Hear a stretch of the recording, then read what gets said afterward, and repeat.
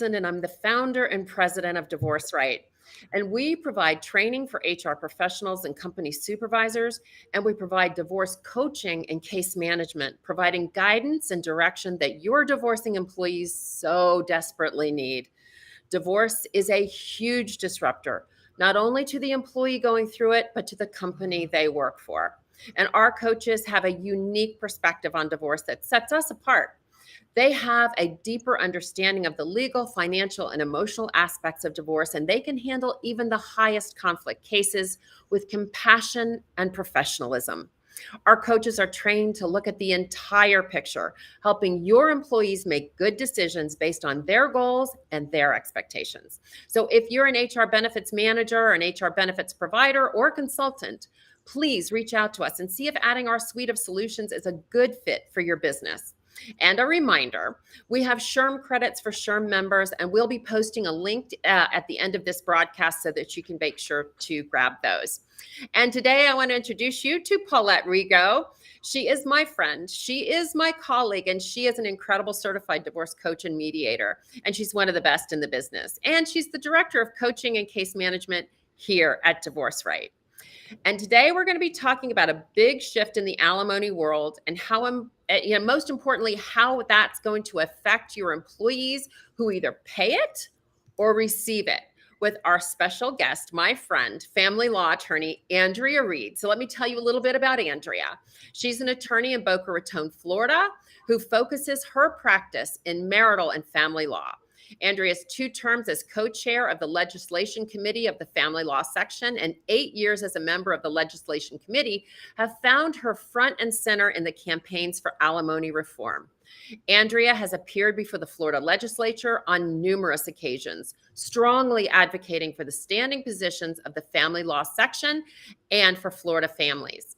In 2023, as co-chair of legislation, Andrea worked alongside member of the Family Law Section and the Florida chapter of the American Academy of Matrimonial Lawyers to pursue fair and balanced legislation. Andrea was the recipient of the 2022 Honorable Raymond McNeil Professionalism Award and has been a longstanding member of the Family Law Section Executive Council. Welcome, Andrea. I'm so glad that you're here. Thank you. It's so good to be here with both of you. I'm so excited. So, Paulette, I'm going to let you take this away. Well, Andrea, thank you. I'm so glad you're here. This is a big topic and one that we've been wanting to discuss for a bit. And you're in Florida, right in the midst of it. So tell us a little bit about this relatively newly signed bill that Governor Ron DeSantis created. I believe it was in March of 2023. So it kind of changed the trajectory of what spousal support, or what used to be known as alimony, right? Although it probably will always be called that forever. But what's been going on, and fill everybody in? Sure. Well, it was really a monumentous year for family law in the state of Florida. Lesser known is that equal time sharing. There was a presumption now for equal time sharing in Florida, which didn't previously exist. But the big change, other than that, was that Senate Bill 1416 passed. And Senate Bill 1460 was an alimony reform bill. And you've probably been hearing for the last decade about these reform bills that have been coming up. And, we've seen versions of it that take pieces from other states throughout the country. Finally, the alimony reform team came to the table with the Family Law Section, the American Academy of Matrimonial Lawyers for Florida, and tried to come to some compromises so that we could put this to bed, so that we could get family law moving in another direction, moving in a positive direction, where we have some insight into what likely outcomes would be in cases. And I think that was the intention of the legislature when they put this bill forward. And, in summary, it's what you've all heard is there's no more permanent alimony in the state of Florida. There is a calculation for alimony now, 35% of the difference between parties' net incomes, which is a big difference because the family courts used to be able to go up to 50% of parties' incomes, in order to provide for spousal support. That's going to have a big impact. We've also have the duration of marriages has changed. A short-term marriage used to be 0 to 7 years. Now short-term is 0 to 10 years. Moderate is 10 to 20. Long-term is 20 plus, whereas it used to be 17 plus for long-term. Yeah. And then what happens is now that we have these new durations and they've created caps on the length of time that alimony becomes available in each category of marriage. So if you're in a short-term marriage, I'm going to say 3 to 10 years, you can get durational alimony of 50% the length of the duration of the marriage. If you're in 10 to 20 years, you're getting 60% the duration of the marriage. If you're in, 20 plus, which is where we used to see the permanent alimony, you're getting 75% of the duration of the marriage. Now, note that I said nothing for 0 to 3. So 0 to 3 years, there is no durational alimony anymore for a short-term marriage of that amount of time. They still have the other things available: bridge the gap, temporary, rehabilitative alimony. Those things remain available, but durational alimony is now really becoming the key type of alimony in the state of Florida. A lot. No, so a lot to go to. Before we kind of delve into that a little more, could you just maybe for those people that don't know, because Vicki and I attract people from all over walks of life listening to these insightful recordings and lives while we're here. Hey, everybody. So explain the 3 other categories: bridge the gap, restorative, and what was the third one? So there's bridge the gap, rehabilitative alimony, then there's durational alimony. And this year, the legislature wrote into the statute temporary alimony. So really quickly, bridge the gap is designed to bridge the gap between being married and being single. We usually see that in the shorter term marriages. Rehabilitative has now been capped at a 5-year plan, but rehabilitative alimony is where you create a plan for rehabilitating a career to a place where that person can become self-supporting. And that's rehabilitative. Temporary alimony, as you know, is the type of alimony that gets awarded during the litigation of a case. And so, those are, and then durational alimony, which I spoke on, is essentially, it's a defined period of time now of alimony. And this is all at the discretion of a judge, correct? Well, some things are going to be discretionary for a judge. So the court can go for the calculation that I gave you, which is that the court can award up to 35% of the difference between the parties' net incomes. So the court has the discretion to go below 35%. They have the discretion to go up to 35%, but there is no statutory discretion to go above 35%. This is a hard cap. This is where we are going to see the most significant difference in alimony litigation. Hard cap at 35. But when I told you about the durations, the length of time that the alimony gets awarded, that is not as hard a cap as the 35%. So if you're in a short-term marriage and you're eligible for 5 years of durational alimony, but the court looks at 4 factors and says, you know what, you're not going to be self-supporting at the end of those 5 years. You're not going to be in a financial position to support yourself. Then the court can exceed that cap on the duration. But once they exceed it, the interesting thing about the statute is it doesn't tell you where the cap lies after you've exceeded the cap. So we're going to see some interesting litigation evolve over the next couple of years, either defining that cap or reiterating that there is no hard stop after you've exceeded the cap on durational. Understand. Thank you for that. So we know that this started in March, but was the bill given an effective start date? Yeah, it's complicated. The effective start date is really July 1st. And that's the case for most bills in Florida. But this particular bill had 2 distinct start dates. So the 6108 revisions, which are the ones that I told you were, just a minute, which were the ones that I just explained to you as being, sorry, I just got totally distracted. I had a computer malfunction, and that's the way it goes. We understand. It's good. Yeah. So what were we? I'm sorry. July 1st was the effective date. Okay. So the effective dates. There. Yeah. So here's the thing. The effective date for the 6108 revision. So the things that I just told you about, the 35% and the cap on duration, those were part of the first part of Senate Bill 1460. That tells us that those revisions apply to initial petitions for dissolution of marriage that were pending or filed as of July 1st. So if you're talking about establishing an initial award, or if you're talking about a case that is support unconnected with dissolution of marriage, those become effective July 1st. Now, the 6114 modifications, those apply to cases after July 1st. Arguably, they can apply to cases that were pending prior to July 1st, but there is a really interesting legal conversation going on about which changes of Senate Bill 1460 were substantive and which were procedural. If it is substantive, you can't disrupt vested rights.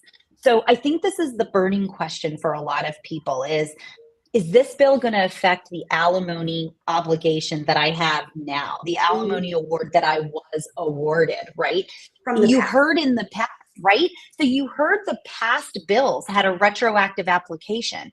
And the family law section of the Florida Bar and the Academy of Matrimony Lawyers, we were really avid that is an unconstitutional impairment of vested rights. If you had a marital settlement agreement and that marital settlement agreement considered things like, I'll give up the pension for this and I will get more alimony for that, or I will exchange the business for something. People entered into contracts with some very specific terms that were very specific to their divorce. This bill is very intentional not to disrupt existing contracts and not to impair existing alimony obligations. So even though the bill has changed, it has changed going forward. But folks that have existing contractual arrangements, they don't have to worry about those contractual arrangements being disrupted. Right. So in more common language, it's like there's a grandfather clause. Like if you've already been divorced and you have your settlement agreement intact and it's been, moseying along for a while and, chances are it's going to be status quo. That's right. Except that, I want to be clear that there's two provisions under 6114 in Florida statute. Those are for supportive relationships and for retirement. Now, those two provisions of this bill they were just codification of existing case law.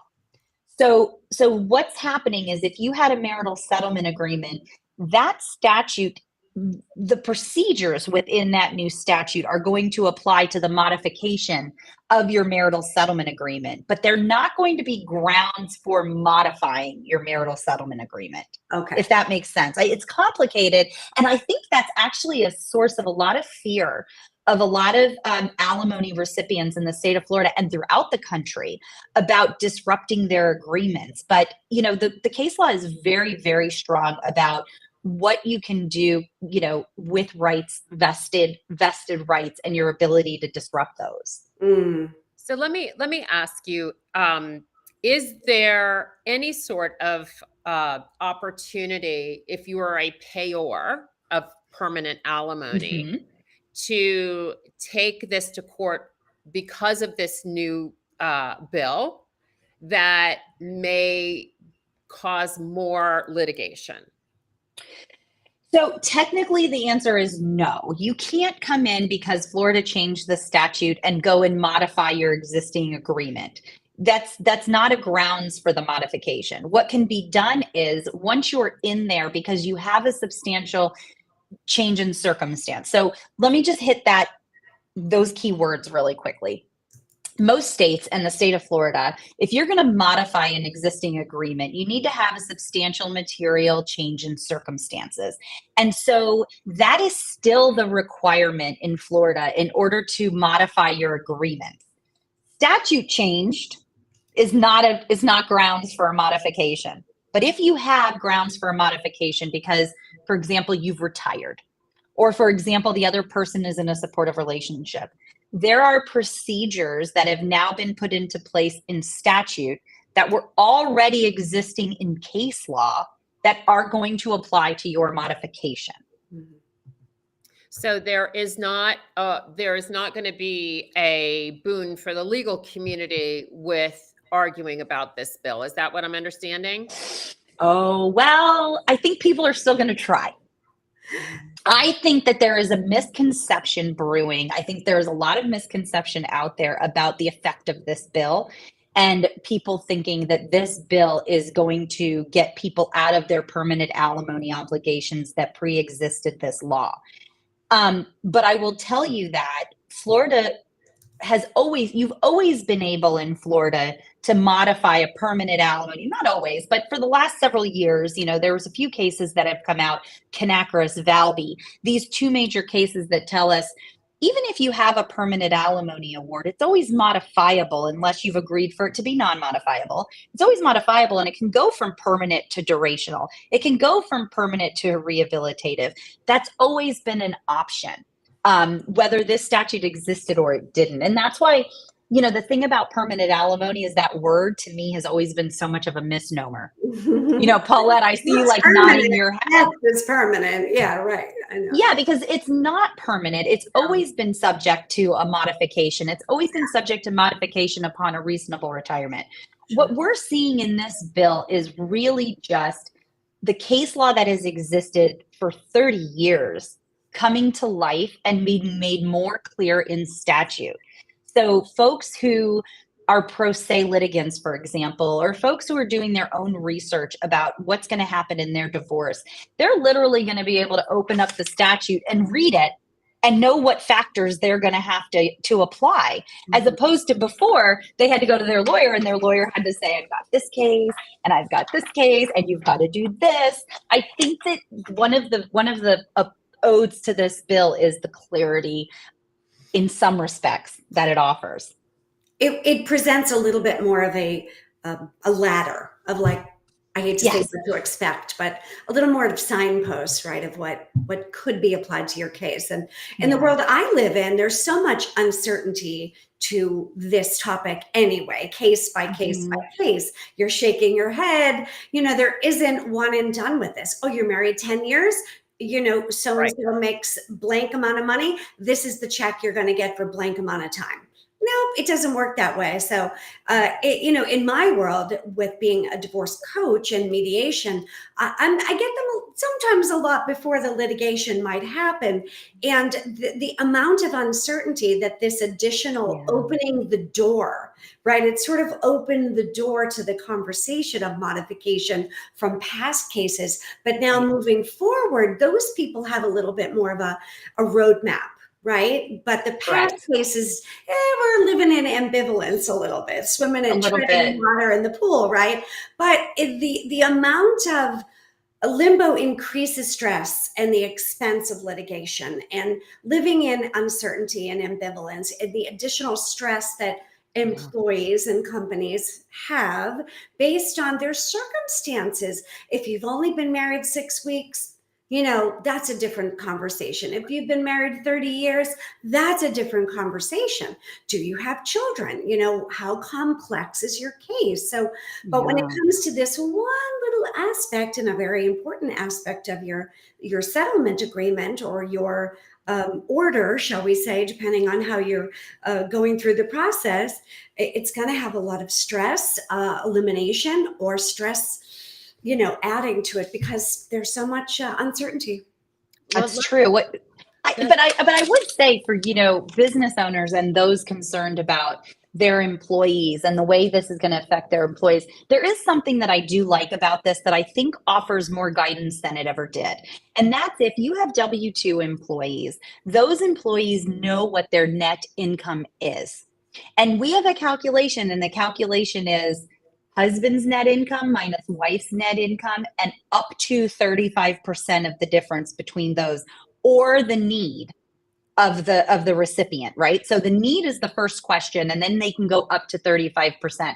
I think we're going to see a lot more cases mediating and settling. And and Vicki, yep, absolutely. Yes, because now those questions, there's a guideline now. There is and we can all go on there and read it. So there is a guideline. And I agree with you that because many people go and fight it out in court over this very issue. Alimony is probably the biggest reason, right? Right. We can settle equitable distribution because we can all divide by 2. Right. We can identify assets and we can divide them by 2. But like you said, Vicki, alimony is where we litigate the most. And I think we're going to chip away at that litigation with this level of like you said, there's a calculation now. And Paulette, I think that's going to help in a lot of your mediations, because people can come to the table and start at a calculation. Well, can you imagine what it would be like if there was no child support calculator or child support worksheet, right? I mean, I know this is a little bit of a fantasy, Andrea, but www. State child support worksheet dot whatever, your states, everybody has one. All 50 states have their own. Well, it's so helpful. Gross monthly income, who gets the credit for health insurance. And yes, there are some deviations, and we don't mean to oversimplify it, but it's pretty simple. But we don't have to. You hit the little magical button, submit, and this number falls from the sky. I don't know who created the number. Don't blame the mediator. Don't blame the attorney. It is what it is, right? It is what it is. Can it be modified? Sure. Children become emancipated. They grow up, and people's income will increase or decrease.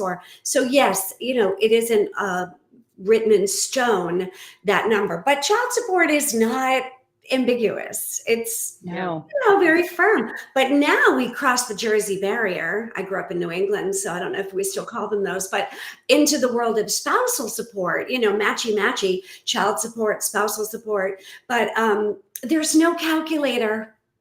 There, up to this point, there hasn't been one. There's no www blank state spousal support worksheet whatever. So you're now at the mercy, right, of these statutes and bills and attorneys, of the discretion of judges, and how long have you been married? What's the need? What's the ability to pay? And now attorney A and attorney B are arguing over, well, he can go back to school, he or she can work on her resume, or whatever their strategy and justification is. And before you know it, a lot of time has gone by, and it gets to be a battle. So let me ask you, as we bring this to a close, and now we start to see now that maybe this will mean less litigation in the state of Florida, because a lot of it is over alimony. It's about the Benjamins, right? So that's kind of been decided. Whether we feel it's fair or not, that's another conversation for another day. But what do you think, based on this, what do you think is going to happen to permanent alimony around the country? Do you think this is a trend? What do you think? I'm not sure exactly. I know that when we were doing the research on this bill, we did look at the other states and what the other states have been doing. And there is a movement, a very powerful movement, to eliminate the concept of permanent alimony. And it's happened subtly in other places. But the problem is that in the state of Florida, permanent was never permanent. It was always modifiable. So we might see some other states look to us the way we look to other states to see how they were doing it. But I think that we're going to find, if this is a successful, if we have a successful implementation of this new statute, I think we will see this spread across the state, across the country.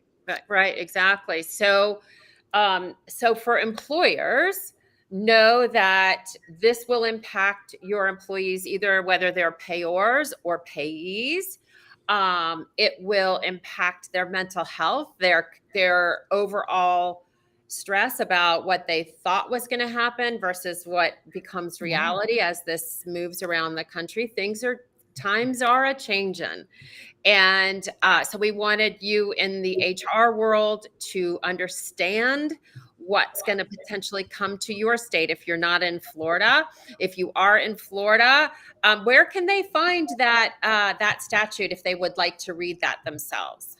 Sure. I always direct people to Online Sunshine in the state of Florida, and you're going to look up two things. If you want to see what changed, you look up Senate Bill 1416, and that will show you the revisions in red line. If you want to see the new statutes, you look at Florida Statute 6108 and Florida Statute 61.14. So 6114 and 6108 are the new amended versions of Florida statute.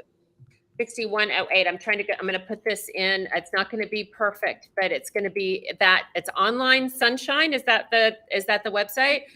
1416 new statutes. Oh, and I misspelled that. 6114 and 6108. Yes. Awesome. Yep. Fantastic. And I am going to, for those of you that are members of SHRM, we do have a SHRM credit for you. So click on that link and make sure that you grab yours as soon as you've viewed this and get your credit for that. Andrea, you are awesome. Thank you so much for Thanks for doing having this me. with us today. And tell us tell everybody how they can reach out to you and touch base with you if they have some more questions. Sure. I'm online at thereidlawgroup.com, and that's REID for the word read. You can also reach me by email at areid@reidlawgroup.com. And you can always call me here at the office in Boca Raton, 561-948-5685. We're on Instagram. Don't ask me the handle, but I think it's the Reid Law Group. And I'm on LinkedIn. You know, we honestly, Vicki, we've just been so busy with the implementation of this new law that it's been hard to keep up with other parts of business. I get it. I understand it completely. And you are like such a rock star with around this legislation and understanding and also sharing this information with other attorneys so that they can help their clients have a better experience and manage their expectations. So thank you again so much for being with us today. Paulette, thank you so much for joining me as always. And we'll see you next week on another LinkedIn Live where we help you in HR help and support your divorcing employees as they move through a labyrinthine system. So thank you again, and we'll see you next week. Bye for now.